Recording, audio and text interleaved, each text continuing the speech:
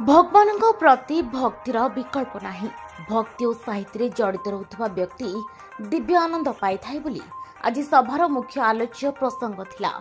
केन्द्रापड़ा जिला आलीर आराध्य श्री लक्ष्मी बराहजी आलीस्थित मंदिर प्रांगण में आज एक पुस्तक उन्मोचन सभा अनुष्ठित होता।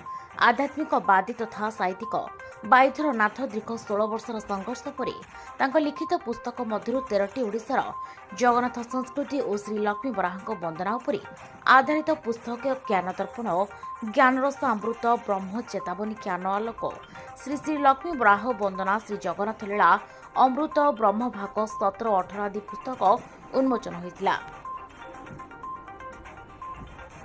आज पुस्तक उन्मोचन सभारे मुख्य अतिथि भाव में लक्ष्मी बराहजी ट्रस्ट सभापति तथा ब्रज किशोरी बेन आज पुस्तक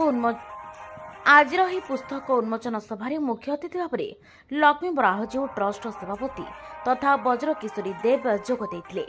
पद्मा मुंडाईरू विपिन मल्लिक रिपोर्ट एचआरटीवी ओडिया।